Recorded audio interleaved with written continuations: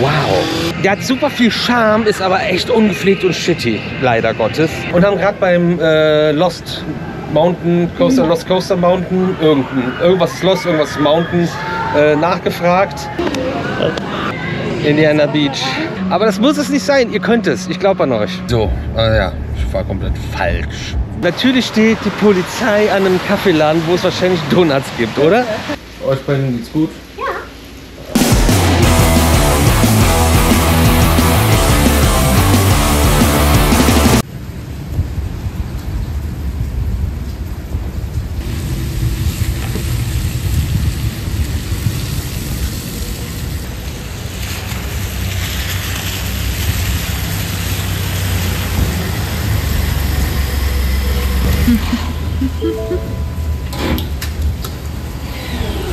Herzlich willkommen beim Natürlich Magazin in einem neuen Video unsererseits. Wir sind in den USA und checken jetzt aus unserem Baymont Hotel. Und damit wir jetzt nicht im strömenden Regen die Karre beladen müssen, haben wir uns dort auf Dach jetzt mal schnell gestellt. Glücklicherweise hat jemand gestern halb im Busch geparkt, deswegen bin ich jetzt klitschnass. Vielleicht brauchen wir doch die Ladefläche. Ich brauche meinen Pullover. Theoretisch sind wir mit dem Becher durch. Das ist nämlich die Six-Flags-Parts, aber wir wissen nicht, was passiert. Vielleicht werden wir erstmal im Land gefangen sein und dann braucht man sowas.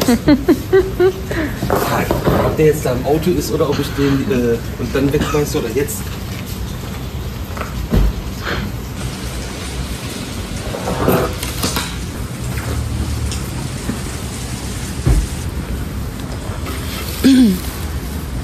Ja. Wir haben ein Tütenproblem. Langsam.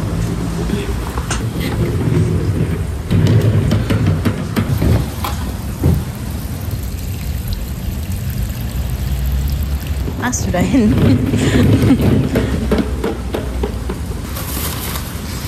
Kann ich auch was Trinken? Natürlich. Also, wir und die Getränke, ne? Diese Qualität in diesem Land von allem. Dass es jetzt nicht die Explosion gab. Aber der Boden Geld.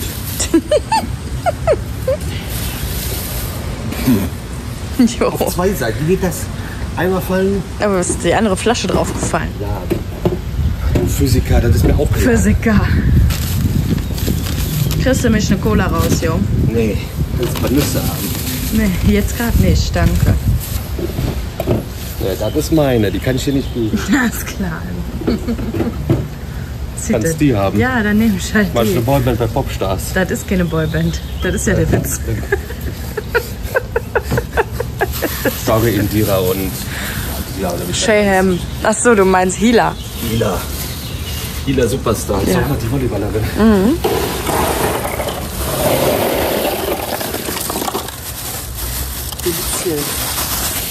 So, jetzt reicht's. Ich mache jetzt hier Stopp. Sag mal Tschüss. Bis gleich.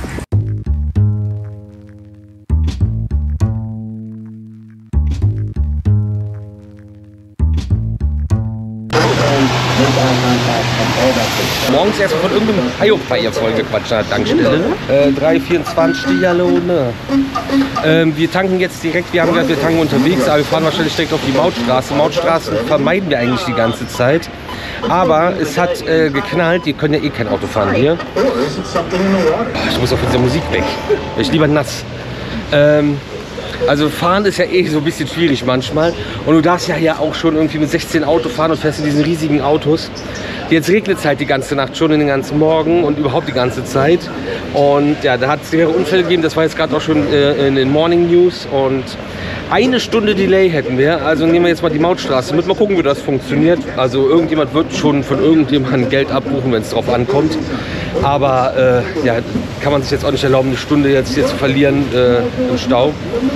Vor allem, wenn man das jetzt vermeiden kann, wenn man jetzt Maut mitnimmt. Ein bisschen ärgerlich.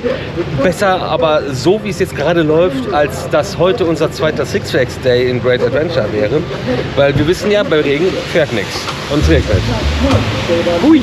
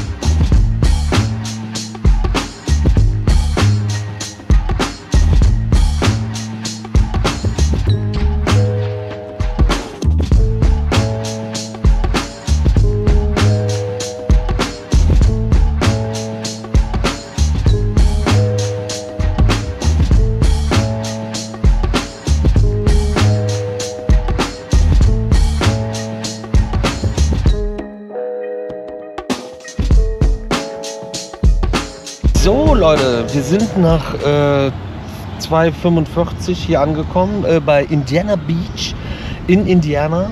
Und bei $30 Online-Eintritt kostet das Parken hier $20. Logischerweise. Wir sind gerade über Stock und Stein und nur über Feldwege hingefahren. Und jetzt müssen wir mal parken.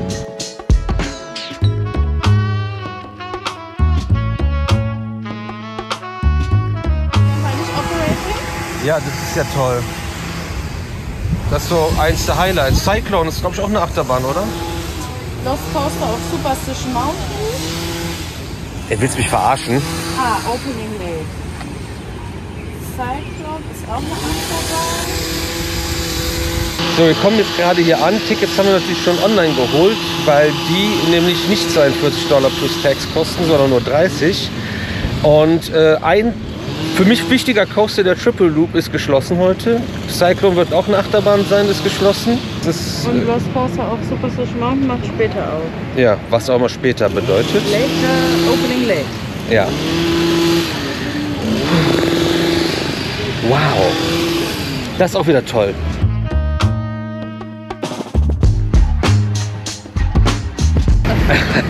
Also wenn man jetzt hier reinkommt, ist schon ein bisschen schockierend. Der Flum, der läuft schon sehr toll. Die haben hier eine Muck Rides Berg- und Talbahn, die sieht sehr lost aus. Oder ja, aber auch das ist... Geil. Okay. Schön. Das ist kurios hier, glaube ich.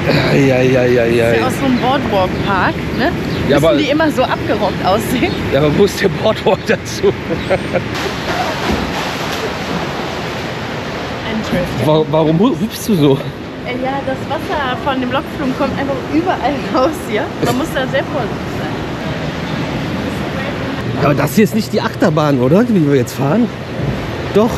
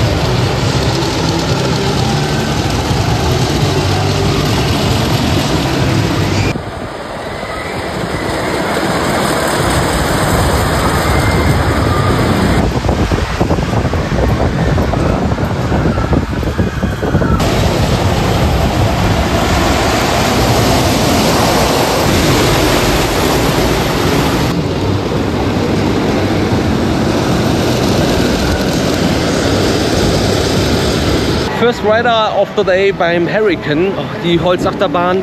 Ja, cool. Klassisches Auto-Back-Layout, ein bisschen verwinkelter. Fährt aber sehr geil hinten auf den See raus und über den See und voll weit runter. Hier ist leider die Policy, keine On-Rides im Park. Das hätte sehr cool ausgesehen. Ist einfach nur die Policy, ist nicht, weil wir sonst alle sterben. Finde ich, ist eine der besten Begründungen. Pferdekarussell ohne Dach. Und ich glaube, wir müssen jetzt einen Cornball Coaster fahren. Der Ausgang sagt es uns.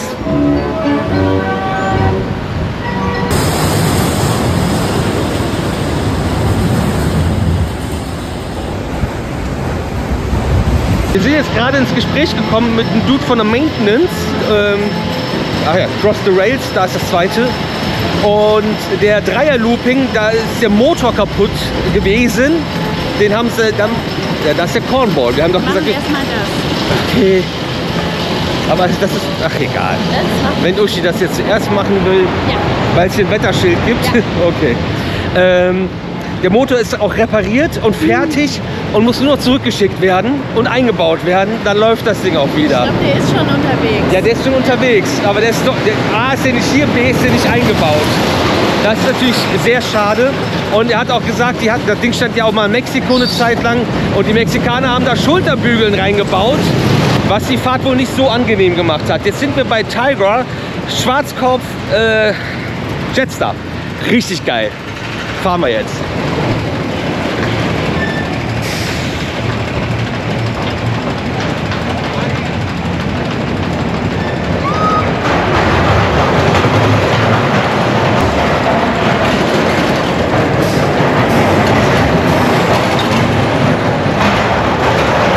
Gut, dass nichts los ist. Die haben nur einen Wagen auf dem Track. Ja.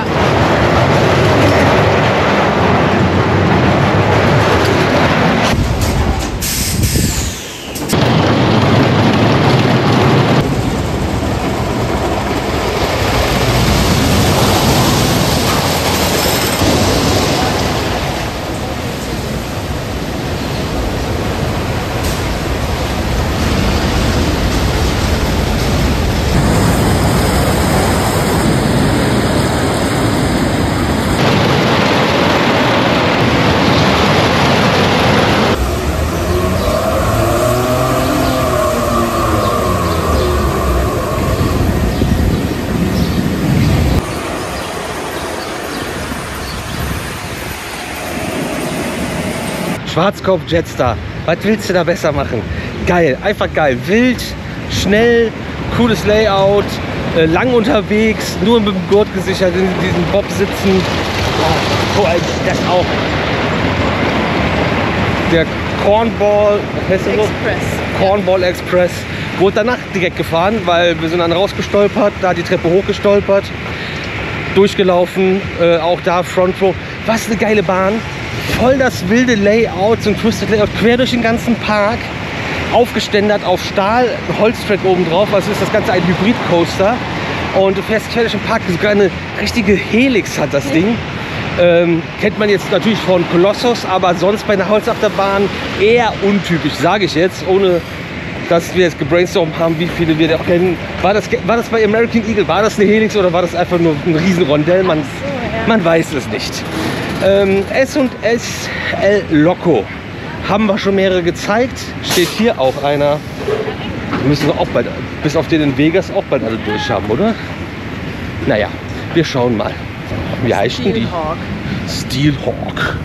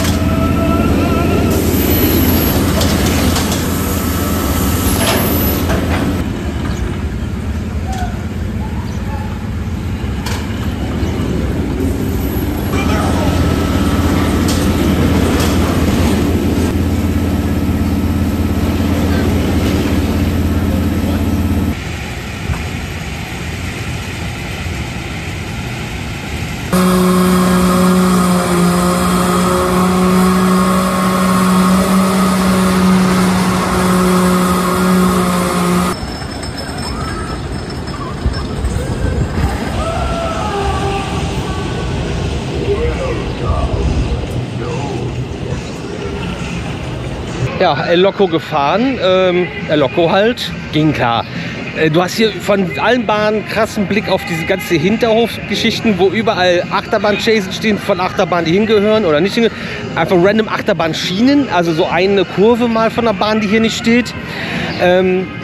Dann war der Dreierloop dahinter, der ist ja geschlossen. Ist super ärgerlich, nicht nur weil es ein Schwarzkopf-Dreierlooping ist, sondern es ist der von Barth, den die 83 in Deutschland auf die Reise gebracht haben.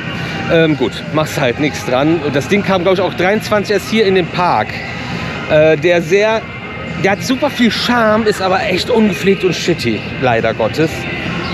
Da hinten, da gucken wir gleich nochmal, ob wir nochmal ein Bild für euch kriegen, ist noch eine Achterbahn, der Cyclone, der geschlossen ist. Das ist so ein Pinfari Cyclone Galaxy.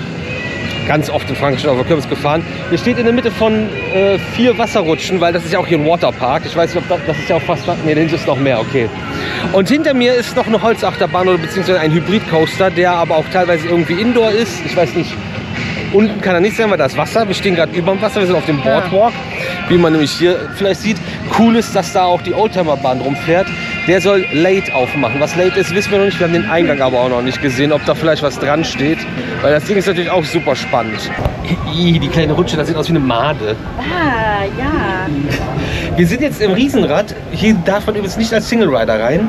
Und haben gerade beim Lost Mountain Coaster, Lost Coaster Mountain, irgendwas ist Lost, irgendwas ist Mountain, nachgefragt, was Late bedeuten soll, weil da eine Operatur so vorstand.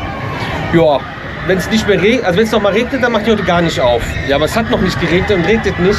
Ja, aber die Maintenance hat das noch nicht freigegeben. Also wenn du noch wartest, bis der Regen kommt, dann musst du nicht mehr aufmachen. Das ist richtig. Oh, Leute.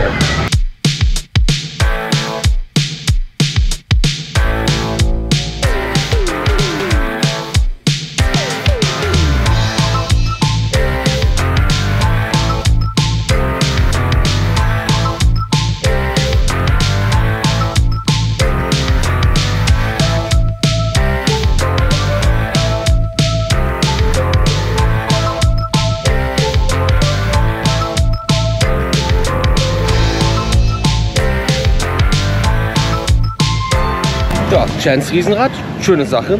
By the way, Mitarbeiter hier, die ganzen Operator sind alle richtig freundlich und nett und cool. Ach, die Brücke meinst du? Kann man natürlich auch noch mal einen kurzen Look machen.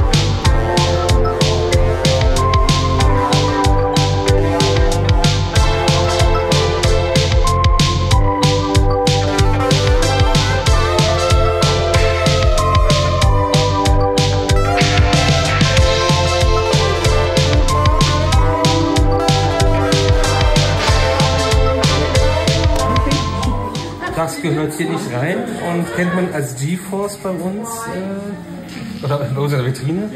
Und den haben wir auch gesehen in Kings Island, da oben den. Das ist aber hier noch mal ein bisschen manipuliert ist das hier. Aber das ist ja witzig.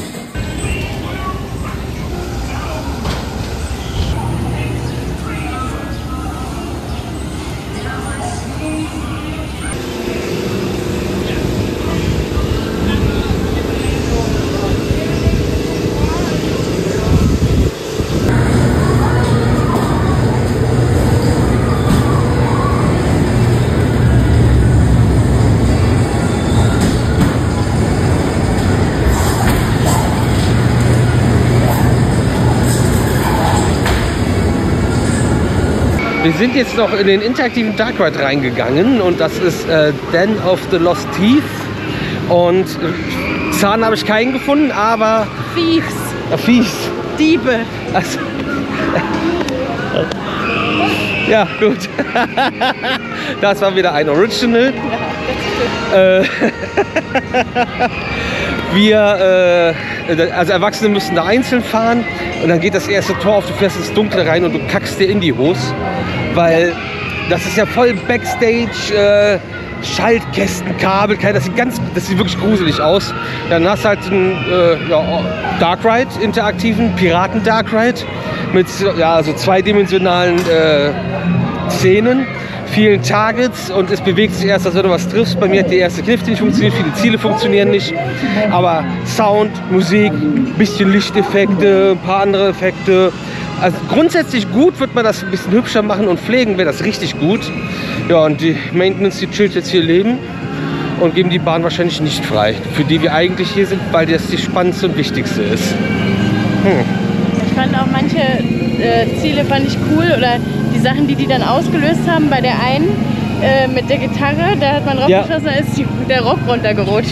Ach so, ich dachte, du meinst das Skelett mit der Gitarre, was dann nämlich angefangen hat zu spielen. Ja, aber da stehen doch Leute in der Station, obwohl es jetzt anfängt zu regnen. Dann gehen wir jetzt mal schnell da rein. Ist auch schlau, die haben jetzt gewartet mit dem Aufmachen, bis der Regen anfängt. Ja, macht mich wahnsinnig. Macht mich alle wahnsinnig, weil das würde ich sehr gerne fahren. Klar, noch mehr Leute, damit das noch wahrscheinlicher ist, dass es regnet. Also haben auch alle Bock drauf.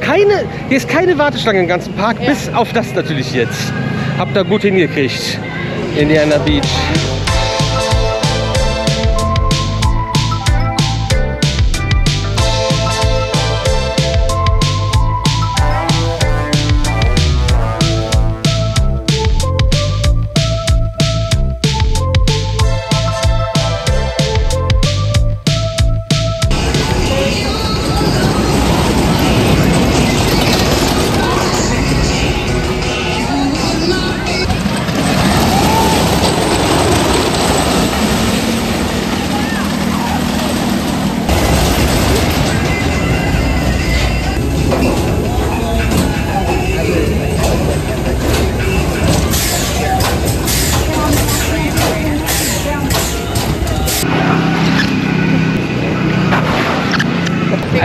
Okay, wir konnten das Ding jetzt doch noch fahren. 2 Züge gewartet, die haben auch nur einen. Ein Zug besteht aus 2 Wagen, wo sich 2 Leute gegenüber sitzen, jeweils. Also fährst du gleichzeitig mit 8 Leuten. Das ist eine Holzachterbahn oder auch ein Hybrid. Eigentlich ist hier keine Holzachterbahn. Die haben alle Holzschienen und Stahlstützen. Das sind die eigentlich alles Hybrid-Coaster. Aber es ist, glaube ich, so die erste einzige Holzachterbahn mit einem Vertikallift, mit einer VTU, eine Vertical Transportation Unit. Ich glaube, das ist denen hier egal, grünes Baby. In Deutschland wäre das eventuell eine wichtige Maßnahme. Und das so zu nennen. Alter, ist das verrückt. So eng und verrückt und hin und her und zip und zap und richtig, richtig crazy. Wie das Ding abgeht. So eng und indoor und wir kommen in eine Mine und vorher im Minenzug sitzen so Skelette. Er sollte wirklich diesem Aufzug vertrauen. Und ja, geschlossene Mine, man sollte vor dem Bär in Acht nehmen, der da ist. Und da wird noch gesprengt und es geht so enge Kurven und nicht gebankt und steil runter. Uschi kam auf die glorreiche Idee, für unsere erste Fahrt natürlich rückwärts zu fahren, damit man nicht weiß, was passiert, weil wir uns nicht spoilern lassen und nichts vorher gesehen haben. Das war ziemlich wild, ein richtiger White-Knuckle-Ride. Und dann sind wir nochmal rumgelaufen und haben nochmal einen Zug gewartet und sind dann nochmal vorwärts gefahren. Das sogar mit dem Vater, mit seinem Sohn, die wir uns die erste Runde gefahren sind. Man hat ein Gurt und dann so ein, ja, wie eine Art Bügel für alle 4, jetzt nicht so bemerkenswert. Es ist echt verrückt. Richtig geil. Ja, Setting hier ist cool, alles andere ist ein bisschen usselig. Das hier sieht noch richtig geil aus. Ja, aber ja, ein bisschen schade hier.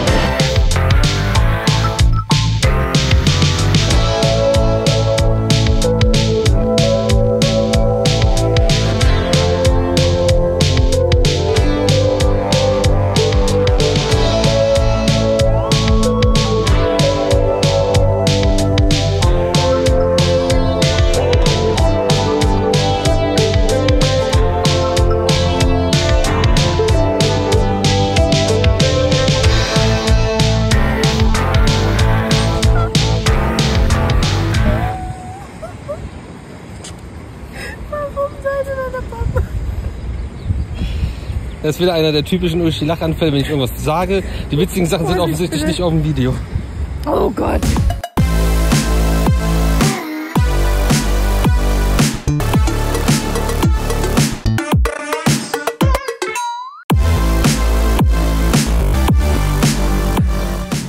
Aber da liegt Fisch drin. Ja, das Ding bleibt uns leider verwehrt. All-American Triple Loop. Sehr schade. Haben wir eben drüber gesprochen, ne? Der Schwarzkopf-Dreierlooping von Bart aus den 80ern. Hundi! Oh, komm mal mit auf ein Foto, bitte halt. Wo guckst du durch? Guckst du da durch? Oh nein! Bist du ein Feini? Oh nein! Okay, sie wohnt in dem Haus wohnt sie und in dem kassiert sie die Parkplätze ab. Bietet sich natürlich auch an. Ja, das ist cool. Aber da hinten haben auch im Shop Leute gewohnt. Ja, Indiana Beach in Indiana. Hat Charme, hat ein cooles Line-Up an Rides. Ist super ungepflegt. Man könnte da so viel draus machen. Das Wetter tut natürlich jetzt auch sein Übriges, aber das ändert jetzt nichts an. Das Riesenrad im Aussteigen, machen wir die Tür auf und da ist ein Spinnennetz davor. Du kamst nicht mehr. Wie lange ist in dieser Gondel keiner mehr gefahren, dass da ein Spinnennetz an der Tür ist? Wollen wir rüber auf den Walkway? Ja. Ja, Personal ist super nett. Merchandise sieht richtig gut aus. Auch also wirklich viele verschiedene schöne Sachen, die hier haben. Du musst halt mal ein Läppchen nehmen und mal was sauber machen. Du musst mal einen Eimer Farbe kaufen und mal was nachstreichen. Mal ein bisschen Rost wegmachen und Müll aufsammeln, Dreck wegmachen. Es hat so viel Potenzial. Vorhin ist ja irgendwie dieses Resort, Ferienhäuschen, so kleine Häuschen hier. Und da sind noch Sachen. Und du bist hier direkt an dem See. Da ist noch der See drumherum. Also hier ist auch wieder so Urlaubsregion. Man. Muss mal Mary Poppins gucken. Ja, weiß ich nicht. Alles Ich weiß nicht, ob das damit getan ist, hier mal kurz die Hacken zusammenzuschlagen, aber es. Mary Poppins. Nee? Nein. Nee, das war die Dingens hier. Ja. Dorothy. Von Otz. Gut. Ja, wir sind jetzt durch. Wir haben nicht so lange gebraucht. Indiana Beach, ihr könnt was, wenn ihr wollt. Ihr müsst. Okay, und das nächste ist so ein durchgerosteter Pickup, den ich sehe. Das ist auch so ein bisschen das Land. Ne? Hier ist alles so ein bisschen rusty. Aber das muss es nicht sein. Ihr könnt es. Ich glaube an euch. Wir sehen uns hoffentlich irgendwann mal wieder. Dann vor allem will ich den All-American Triple Loop irgendwann mal fahren. Hallo?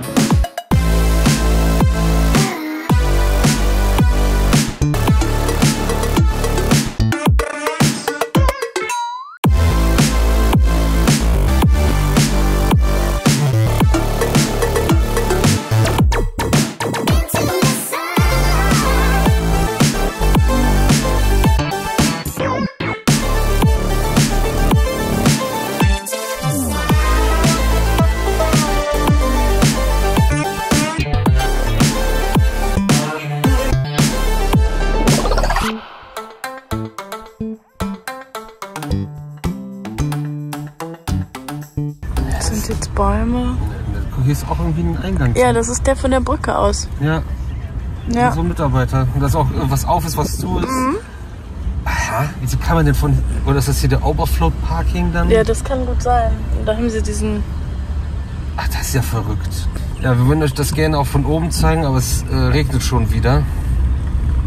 Und dann wird das leider nichts. Haben gerade noch von außen ja den All-American Triple Loop angeguckt und man kann also über den See gucken, das sieht richtig schön aus, aber hier ist, glaube ich, Overflow Parking vom Indiana Beach. Ich möchte den Park nicht erleben, wenn hier auch noch alles voll steht. Und hier ist dann die Picnic Area Ja, und so. die Picnic Areas, wenn dann Schulklassen so hier sind. Aber das sind halt alles Privatgrundstücke davor, man kann jetzt nicht an die Waterfront gehen. Das machen wir dann jetzt auch nicht. Aber wir machen jetzt noch was anderes. Wir fahren zwar jetzt 50 Minuten in die falsche Richtung. Dafür fahren wir da aber hoffentlich noch mal nach der Bahn heute. Wenn ich schon... Ach geil, das ist auch Lost hier. Also geil, ne? Also hier ist es auf jeden Fall wieder einiges Spannendes zu sehen für uns. Und zwischendurch kriegt sie vielleicht auch mal einen Shot. Ja, wir sind halt irgendwo nirgendwo wieder, ne? Sobald du außerhalb bist, wird es interessant.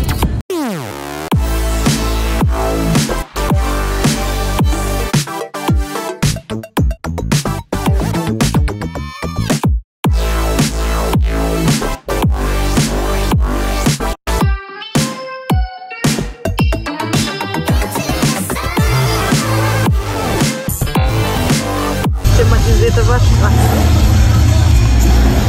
Wash all you want. Also man kann da alles waschen. Ja, Waschbox mit Thematisierung. Ein bisschen wie Potspark das jetzt macht, ne? Saus und Braus. Außensaus. Ich glaube Außensaus, das ist doch vertreten. ist einfach strong. So, wir sind jetzt gleich da.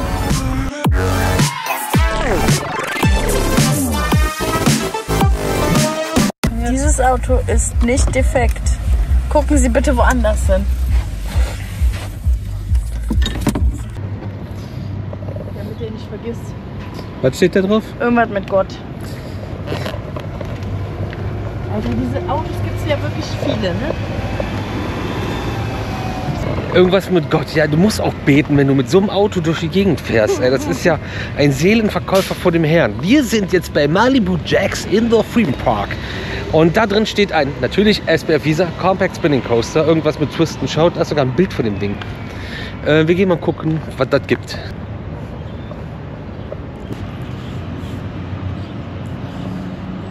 Was ist denn mit den Boys los? Was mit ihm? Stimmt, hier gibt es einen riesen Minigolf-Court. Gut, dann müssen wir da, glaube ich, erstmal ein Ticket holen. Da vorne ist die Achterbahn. Wir checken das mal. Voll hübsch, die Minigolfanlage, aber voll die langweiligen Bahnen. Ich finde gut, dass da, wo die Achterbahn steht, auch Teppich anfängt. Aber Malibu Jacks Teppich, die haben eigenen Teppich. Da müssen wir noch hinkommen. Hollywood Speedway ist hier die Go-Kart-Bahn.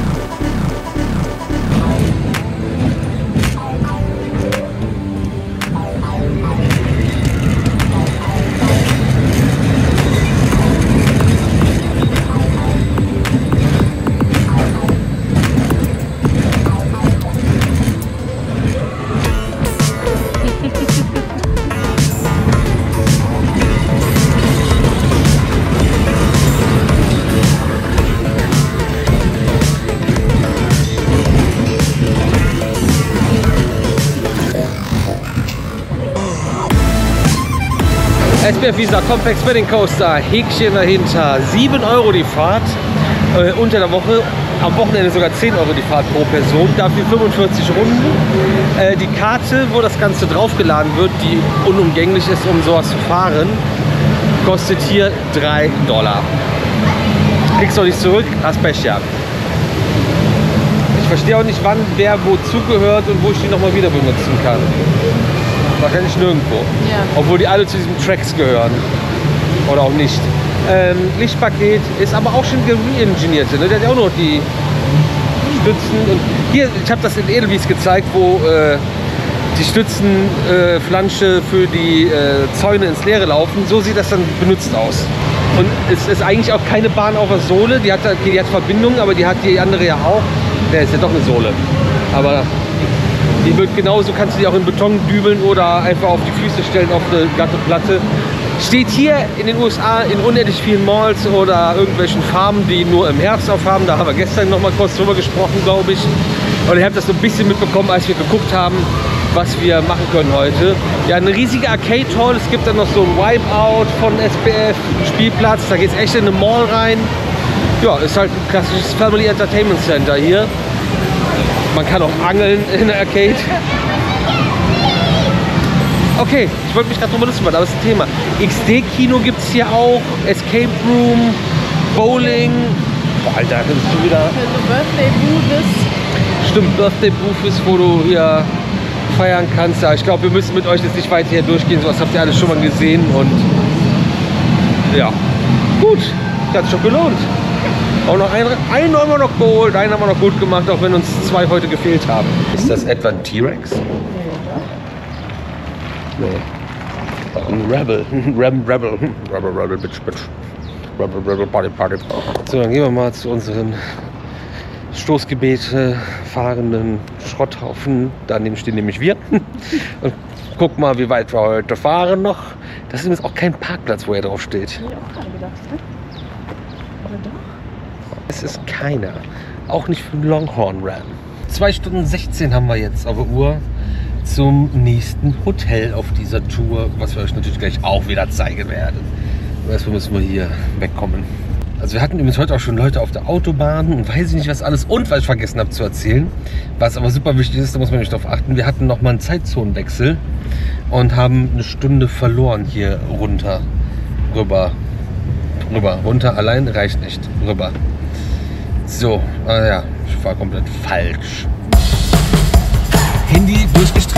Aber man soll den anrufen oder dem texten, wie gut er fährt. Ich weiß damit aber nicht wie.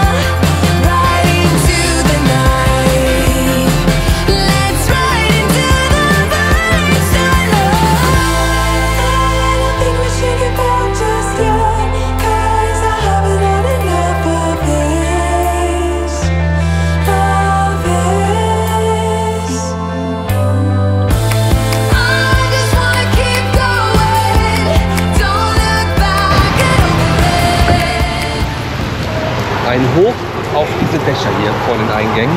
Wir sind in South Bend angekommen. Das ist eine Studentenstadt und zwar am Baymont Hotel. Jetzt laden wir kurz aus, checken ein, zeigen euch das Zimmer. Ihr kennt das Spiel. Wie hoch ist bitte der Nachttisch? Und warum ist das so ein fancy Rollo? Irish. Das ist ja lustig. So schön, ne? Wow. So sieht so das aus, wenn es heutzutage remodelt wird. Irgendwie. Hier ist ja USB-A, USB-C, Steckdose. Hier ist sogar USB an den Dingen dran. Der Kühlschrank ist nicht neu. Nee. Nee. Dafür hat es nicht gereicht. Aber der friert bestimmt trotzdem. Ja, natürlich friert ja alles ein. Keine Sorge. Hübschi, auch Nachttischlampen da, also diese Leselampen. Ja. Das ist ja mal cool. Auch mal irgendwie so diese Oberdecke, die irgendwie ein bisschen schöner ist als diese Lappen oder diese. Die Ohne fühlt sich ja auch Brandlöcher. vernünftig an. Ich bin verwirrt. Badezimmer. Fernseher läuft auch schon. Sehr gut. Nicht. Guck mal, der Wasserhahn. Kühlschrankecke. Aber das hier ist ja fancy. Nicht so gut. Sieht aus wie die letzte Dusche, aber diesmal mit mehr Dusche. Ach Gott. Aber die Decke kommt, weißt du, irgendwas muss doch wieder sein. Aber hier mit so einem Regenraddusch. Und hier ist der Thron. Der Thron sieht aus wie immer, ne? Ja, das ist doch ja nicht mal verkehrt. 70 Piepen.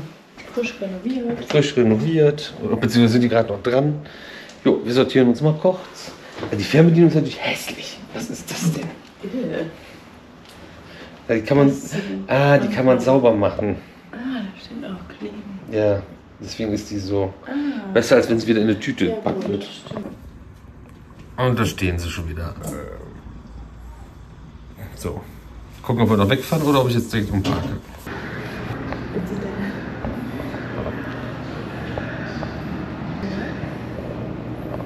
Das könnte man schon schön machen. Oder mal so, die haben da irgendwie noch so einen Veranstaltungsraum. Ach, da ist ein Meeting Room. Ah. Dann hast du hier den Vorraum dazu. Ja. Aber da sind 2 Klimageräte, da sind 2 Klimageräte. Aber die sind auch so gebaut, dass wieder einfach ein Stecker in die Wand geht. Und die machen hier gerade neue Lämpchen, kommen dann noch hin. Wird gestrichen. Ecken sind schon. Oder was? Wir machen uns auf den Weg zum Abendessen. Ich habe auf dem Weg nochmal Jürgchen und Pistazien.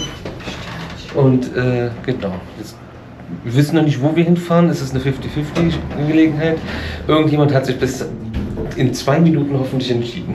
So, natürlich steht die Polizei an einem Kaffeeladen, wo es wahrscheinlich Donuts gibt, oder? Ich sehe sie noch nicht, aber es sind auf jeden Fall die Fahrzeuge, aber die sind in Zivildienst, da sitzt die Polizei. Aber wir müssen euch diese Wand mal zeigen, denn das, also wir gehen da jetzt nicht hin. Aber Stiegel gibt es hier, Bitburger, die Eifelpisse gibt es in den USA. Herzlichen Glückwunsch, Weinstefan. Ja, das ist ein German Restaurant.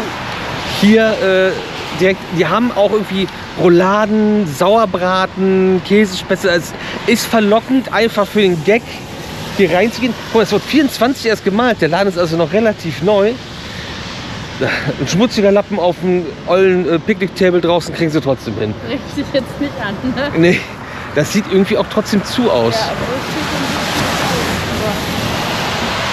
es ist auch Licht an drin. ja, aber es sieht selbst so aus. Nur da turnt auch jemand rum.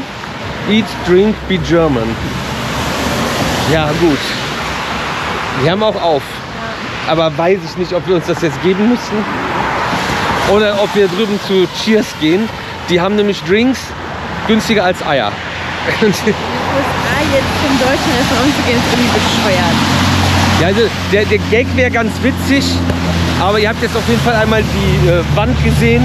Und dass es das hier gibt. Online könnt ihr wahrscheinlich beide. Okay, der Laden hat eigentlich auf, aber hat nicht auf. Gerade kamen nämlich 2 von den Mitarbeitern raus, die das Essen für morgen vorbereiten.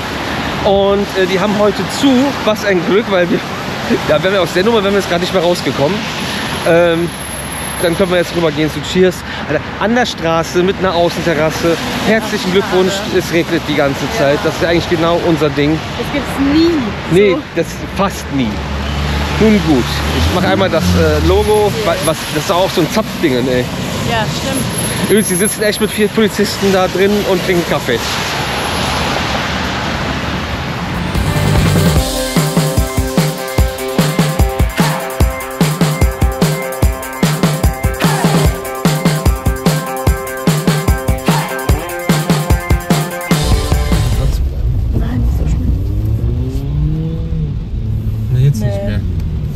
Ich sage, es war keine Absicht. Der Bruder ist gerade einfach mal hinter mir komplett quer aus dem Kreisverkehr in die Straße reingekommen. Das sah nicht gekonnt aus. Aber er gibt weiter Gas. Das hat ihn nicht geschockt. Was machen wir denn jetzt? Wir fahren jetzt was essen, weil auch das Cheers jetzt auf der Karte uns nicht wirklich überzeugt hat, dass das da eventuell... Also, jetzt kann man essen, das ist alles in Ordnung, aber irgendwie die Atmosphäre war auch etwas kalt. Es lief keine Musik, es lief kein Sport. Es war, also es lief irgendwie auf dem Bildschirm schon irgendwas vielleicht Sportliches, aber da war der Windows Explorer geöffnet und alles andere auch. Weiß ich nicht. Der Barkeeper war irgendwie ein bisschen weird. Die Leute waren weird. Aber das gibt auch eine große Bühne da drin und so. Also ich glaube, da kann schon richtig was gehen. Das kann auch richtig schön sein. Draußen wäre es auf jeden Fall sehr schön gewesen. Aber Uschi hat sich gewünscht, dass wir zu Chili's fahren. Dann fahren wir jetzt zu Chili's. Und man muss auch fahren. Das ist nicht fußläufig.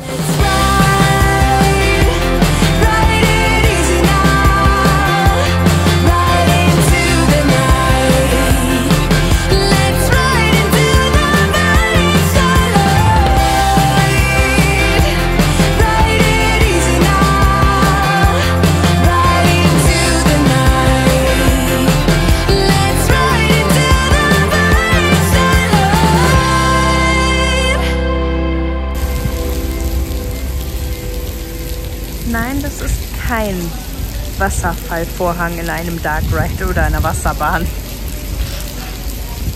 Der Bro hat mich hier unterm Dach abgesetzt. Hier ist es trocken. Man sieht halt irgendwie so ein Spiegeln einfach gar nichts mehr, ne? so am Schütten.